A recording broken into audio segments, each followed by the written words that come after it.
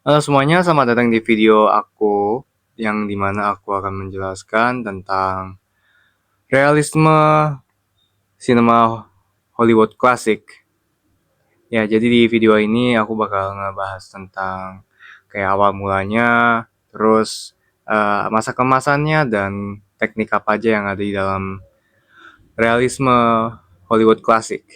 Baiklah, kita akan langsung ke materinya yang bagian pertama. Oke guys, jadi pertama-tama kita akan bahas dulu awal mula dan era film bisu.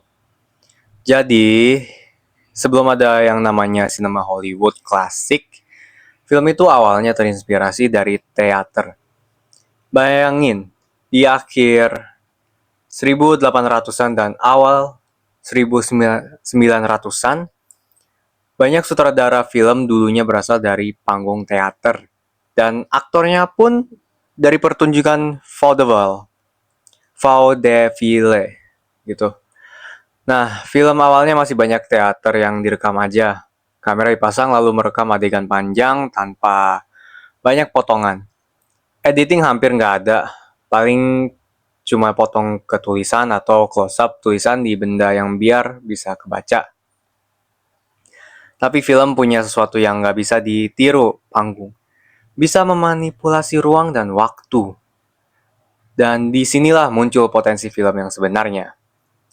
Pada 1910-an, film mulai berkembang jadi lebih artistik di Eropa dan film dari Swedia dan Denmark yang dikenal dengan zaman kemasan mereka.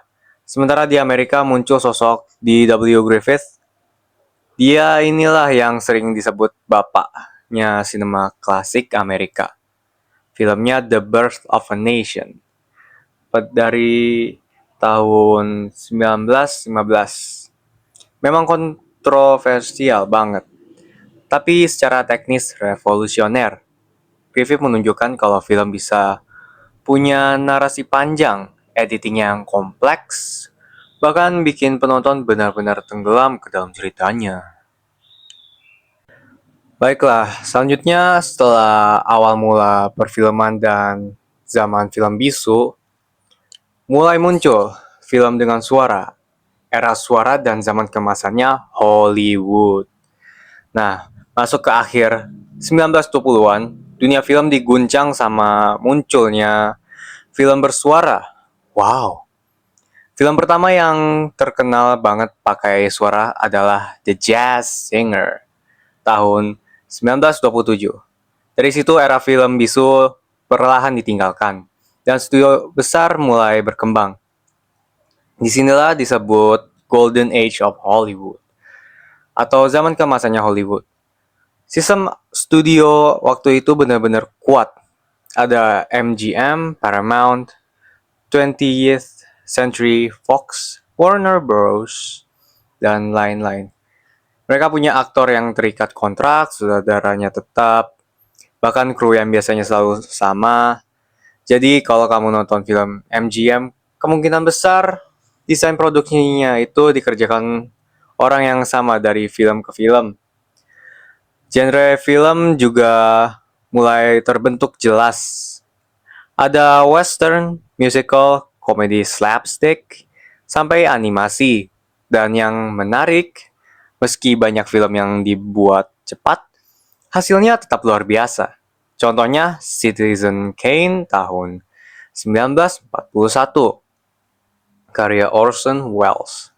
Film ini sampai sekarang masih dianggap salah satu film terbaik sepanjang masa. Puncaknya mungkin ada di tahun 1939. Dalam satu tahun aja, Hollywood ngeluarin banyak banget film klasik yang sekarang masih dikenang. Kayak The Wizard of Oz, Gone with the Wind, Mr. Smith Goes to the Washington, sampai Stagecoach. Bayangin semua itu keluar di tahun yang sama.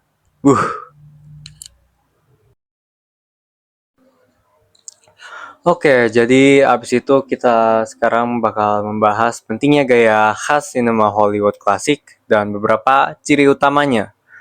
Yang pertama, editing kontinuitas. Aturan 180 derajat dan 30 derajat. Aturan ini bikin penonton nggak bingung sama arah gerakan karakter. Jadi, meskipun kamera pindah-pindah, kita tetap merasa natural, kayak lagi ngeliat langsung. Kalau melanggar aturan ini tanpa alasan, hasilnya jadi bikin pusing. Terus yang kedua, narasi logis. Cerita dalam film klasik selalu punya awal, tengah, dan akhir. Karakternya punya tujuan yang jelas, motivasi psikologis, dan menghadapi konflik sampai ada resolusi. Jadi, nggak ada kejadian random yang nggak jelas hubungannya. Semua terikat dalam sebab dan akibat. Yang ketiga, waktu dan ruang.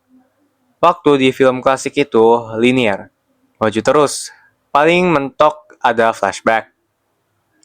Ruangnya juga dibuat realistis. Penonton harus percaya bahwa dunia film itu nyata. Meski kita tahu sebenarnya cuma set studio. Secara visual, kamera biasanya fokus ke manusia, khususnya wajah dan ekspresi. Komposisi gambarnya pun rapi. Karakter penting ada di tengah. Pencahayaan jelas dan adegan diarahkan supaya nggak kehilangan fokus. Intinya, gaya klasik ini pengen bikin film terasa natural dan invisible. Jadi penonton lupa kalau lagi nonton film. Nah, sekarang kita bahas warisan dan pengaruhnya sinema Hollywood klasik sampai sekarang.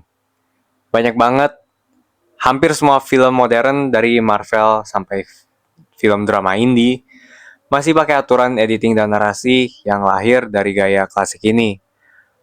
Bahkan gerakan New Hollywood di tahun 1960-an dan 70-an atau French New Wave di Prancis semuanya muncul sebagai respon terhadap gaya klasik ini.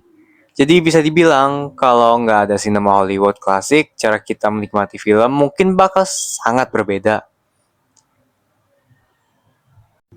Oke, jadi itulah cerita tentang sinema Hollywood klasik dari era film bisu masuk ke zaman kemasan sampai gaya naratif dan visual yang masih kita rasakan ngaruhnya sampai sekarang.